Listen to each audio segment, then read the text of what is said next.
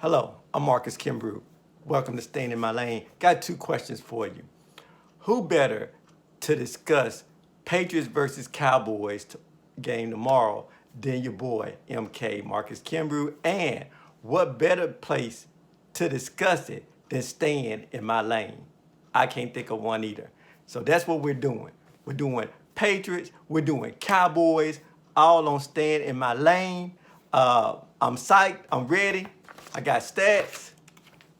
The game starts tomorrow at 3:25, Sunday 3:25 on the field, but the real battle starts on staying in my lane and right about now. Staying in my lane, staying in my lane. Movie review, poetry, all sorts. TV shows, we even talk about sports. Staying in my lane, staying in my lane. Movie review, poetry, all sorts. TV shows, we even talk about sports. Hosted by Marcus Kimbrough. Okay, guys, we've got first place in the NFC East and America's team, Dallas Cowboys, versus first place in the AFC East and the defending Super Bowl champion, New England Patriots. Okay, so going by stat, you know what? Forget about the stats because right about now with this game, you could throw it all out the window. Okay, here's the thing. Dallas Cowboys, America's team, my team, we really have not been playing the best ball we can be playing. Defense has been suspect. I mean, suspect as in there's no one else that could have committed the crime and the police are out looking for them with the warrant, everything. That kind of suspect is our defense. Then we've got our quarterback, Dakota Prescott. That's right, I'm still calling him Dakota. I got to see a little bit more before I go back to that. But anyway, so Dakota Prescott been on a tear as of late. He's been averaging 300 yards. He's been averaging 400 yards passing per game. But Ezekiel Elliott, has anyone seen this dude? I mean, I'm looking all over the field. I mean, 40 yards, 50 yards, off of 15, 20 attempts. Dude, if you hit the line of scrimmage and fall forward, that's 3 yards, okay? You add that, multiply that by 20 attempts and you get, okay, I'm more of a writer anyway, not a math guy. But anyway, you get a lot more than what you should be doing right now. You should be carrying the load, but you're not carrying the load. Instead, you're leaving it up to Dakota Prescott, who has filled in, who has carried that load. However, the defense, hey, you guys have not been able to cover anyone. I mean, just putting it plain and simple. You guys couldn't cover, you guys are a twin size sheet trying to cover a queen size mattress. It's just not gonna happen. Am I right? Am I right? Okay, so moving on to the New England Patriots. Gotta go there. It's in their building. It's at home, okay? It's a dump of our college stadium. What are they doing with the money in which they're winning all these Super Bowls? My owner hasn't won a Super Bowl in 20 plus years, and he just bought a $350 million yacht, super yacht, my bad. This guy can't even fix his stadium, okay? Well, I guess I do know what Kraft is doing with the money we've heard during the offseason. Okay, anyway, we won't get into that. But another reason I'm throwing out the records, I'm throwing out the stat sheets, is because the New England Patriots, they do this mess every single year. And it is so frustrating. Okay, one, the defense, they're playing okay, just okay. Running game, non-existent, all right? No receivers to throw to. Tom Brady, he looks like that he should be at a senior citizen home waiting on Jello time, okay? But then when the calendar turns to December, what happens? One, my Dallas Cowboys start losing, and two, the New England Patriots look fresher than ever, okay? Tom Brady looks like he just came out of the draft class. The running game is all of a sudden there, whether it be by committee or whatever. And then it's like some receiver that they signed off of North Picayune State. Probably made that school up, but out of North Picayune State is averaging 200 yards receiving a game. But that's in December. This game is in November. That's why I'm going on record right now and I'm saying that the Dallas Cowboys should win this game on Sunday, okay? They should win this game on Sunday. Now, got a little bit of bad news. Found out that they got flu going through Dallas or whatever. That's what they saying. Then Tom Brady, something about the elbow or something like that, he listed as questionable. Cowboy fans, do not buy into that, okay? One, Tom Brady is probably going to play. Questionable means, jack with him. Two, even if he doesn't play, doesn't mean that we have a shot of winning, because it won't be the first time that we've lost this season by a backup. If you remember that fiasco in New Orleans earlier this year. Also, where do you think Jimmy Garoppolo came from? He came from New England. Of course, they also had Matt Castle, who played great in New England, but, suspect everywhere else. Jacoby Brissett, that's playing with the Colts now. Hey, that's a New England guy. So, their backups can carry the load. Do not forget, Bill Parcells is a mastermind. Look for them to continue to take away Ezekiel Elliott and Dak, Dakota. You're going to turn it to Dak. If he plays great this week and Cowboys get the win, I'm back to calling him Dak instead of Dakota, okay? So, because I know a few of my fellow Cowboy fans are upset that I refer to him as Dakota. But, when you look at that is his name, kind of sense of mama named him Clay, I'm going to call him Clay, that kind of thing. So, anyway, but that's what we've got going on. I feel strongly like the Dallas Cowboys can't overtake the New England Patriots. Now, I wanted to bring on a special guest today. I wanted to bring on some Patriots fans, a couple of Patriots fans, to debate with me on this. Couldn't find any of them to come on. I also decided, hey, this Sunday, why don't we go all out? Why don't we make this title versus title match, okay? Meaning, you guys, the New England Patriots, your fans, you put up your Super Bowl championship that you just won. Meaning, we beat y'all Sunday, we get to say we're the defending Super Bowl champions. But if you beat us, then you get the title that you've been wanting all your life. You get the title that every team wants that we have. You get to say that you're America's team. That's what I'm willing to put on the line. Couldn't find anyone to accept my bet. And this is before the injury report came down, okay? But, and then the Patriots, they want to come out and they want to say that they're America's team already. The Saints want to come out and they want to say that they're America's team already. But you can't say that you're America's team because you got to think about the lineage that the Dallas Cowboys have had. For instance, during this 20-year stretch with Tom Brady, they've been going to Super Bowl after Super Bowl. They've been winning Super Bowl, all of this other stuff, They've been on Sunday Night Football, Monday Night Football. They don't play before 3 o'clock. It's very rare that they play before 3 o'clock, okay? They're a primetime team. But if you recall, prior to Tom Brady, what were they? I can't remember them being anything other than a team with some ugly uniforms and a dump for a stadium, which still hasn't changed today. The uniforms got a little better, stadium has not. But, so nothing has changed. So that tells me that after Tom Brady, they're going to go back to being what they were. However, when you look at the Dallas Cowboys, the America's team, there's no quote and unquote on that. We are America's team. You could go back. Don Meredith. I know I'm looking at paper. You thought I threw all that stuff away, right?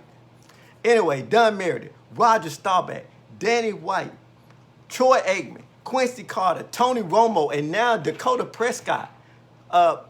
Coaches. We've had Landry. We've had Jimmy Johnson. We've had what's my boy name? Bill Parcells. Yeah, dang, can't believe I forgot his name. I cannot throw Jason Garrett in there in good conscience. Sorry. Running backs, we've had Emmitt Smith. And now we've got Ezekiel Elliott. We had DeMarco Murray. I mean, we've had the most fiercest line ever. Don't forget about prime time Deion Sanders, the playmaker, Michael Irvin. The list just goes on and on and on. And it's not just a this today thing. It's a from since beginning thing. We are truly America's team. So, for anyone else trying to add up to that, who have you had? I mean, yeah, you can say the Green Bay Packers. You know, now they've got Aaron Rodgers, and before that they had Brett Favre, and before they had somebody else or whatever like that. But does anybody even know where Green Bay is? I mean, really, does anybody live in Green Bay that's not in witness protection? I don't think so.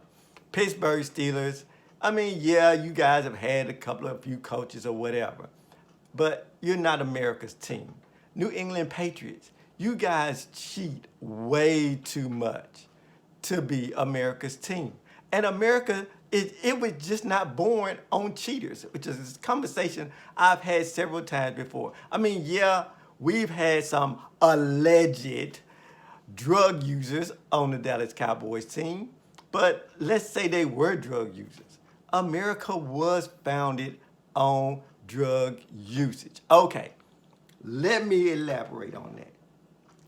Think about this. Think about things that we have today that, you know, that person who invented it had to been on something. Benjamin Franklin, who discovered electricity, was outside in a lightning storm, a thunderstorm, if you will, flying a kite. If that's not on something, if you're not inebriated on something, you got to tell me what's going on with that. I mean, really. Alexander Graham Bell, the guy who invented the telephone, he had to say to himself, how can I speak with someone who's not standing here with me right now? Okay? Is that not drug usage? Is it not? Drugs didn't just show up with crystal meth and crack cocaine in the 80s and stuff like that. Drugs has been around a long time, okay? It's been around a long time. So America is built on that kind of thing. We just not built on cheaters. We don't go around deflating balls and stuff like that. I mean, we'll take our ball and go home, but we're not going to deflate the ball. I mean, come on, guys. You know, I mean, like I said, that right there is why we will always stand a step above and beyond the other teams. And you want to throw that out there. You haven't won a Super Bowl in 20-something years. That's correct. We haven't. But every year on the Fortune 500 list, the Dallas Cowboys come up as the most valued franchise in not just the NFL, but in all of sports. So what do you think is going to happen when we do win one in these next couple of years? Okay? What's it going to be like then? As a matter of fact, what am I going to be like then? I'm just going to tell you now. We win the Super Bowl, whatever year, whether it be this year coming up, or year after that, or year after that, or all of those, if we win the Super Bowl. And this is, if any of you know my store director or the person who makes my schedule at work, if I'm scheduled to work that next day, you might want to give me that day off because I'm going to be the last person that you want. And I'm not going to call in. I'm going to come in with my chest stuck out, you know, like I've got 20 helium balloons up in there. It's going to be stuck out just like that. And I'm going to have a swag. And I'm going to be playing We Them Boys on repeat on my iMusic, on my Apple Music. So that's the last thing you want is for us to win. Because if you think we're something now, wait till we win this. Okay, so now as far as scores goes, like I said, our defense can't cover anybody. I don't expect Tom Brady, if he plays, I don't expect them to come out house of fire. They barely got by Philadelphia, but then they did get by Philadelphia. And for Psycho Tom to come up, they got to have that loss. That's got to stick in his craw. That way he comes out Psycho Tom. So I'm going to say the way the Dakota's been playing lately, and then we can get like Ezekiel Elliott to make a appearance, 35-22, Cowboys. That's all I got for you guys today. Thank you. Please be sure to like, comment, share, subscribe. I'm Marcus Kimbrough. Be back with a final word. Bye.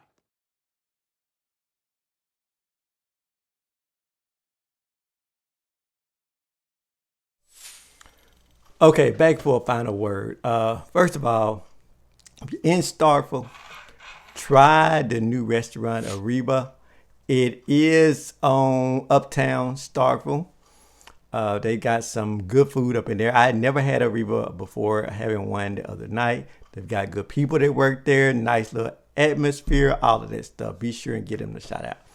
Okay, so final word on my Eagles versus Cowboys thing. Basically, to me, it seems like the only thing the Cowboys and the Patriots have in common is Drew Bledsoe. Drew Bledsoe links them as far as I'm concerned. Because if you recall, Drew Bledsoe was quarterbacking for the New England Patriots. He ends up getting hurt. Tom Brady comes in, and he goes on this magical run. Drew Bledsoe then went to Dallas. He was Dallas Cowboys quarterback. Something happens. Tony Romo comes in, and here we are. So basically, back to the America's team thing. It's only one. Discuss tomorrow or Sunday, rather, whenever you're watching this. We're going to take care of business. It's only America's team can. My people, y'all didn't want to put up title versus title. You didn't want to go title versus title with me. I can understand why. With everything looming, as far as injuries and all of the other stuff, it's all part of the game, though. It's all part of the game. So the game starts tomorrow at 3:25. Today, this pregame, or real battle as I call it, with me hosting Patriots. Doesn't matter. We're going to win that game too. Patriots, Cowboys. We know who won this. It's the Dallas Cowboys, of course. They won it. And they won it right here on Staying in My Lane. So once again, like, comment, share, subscribe. Don't forget, guys, when I get to 100 subscribers, if I get to 100 subscribers before the end of this year, then I will give away both of my books, both Peeking Into the Soul and Deranged. Some lucky person, I have a drawing. Some lucky person will get a copy of both of them signed. All right? Hey, take care of each other. Be sure, get your popcorn ready for tomorrow. And tune in as the Cowboys put their work on the New England Patriots. I'm Marcus Kimbrough, and this has been Staying in My Lane.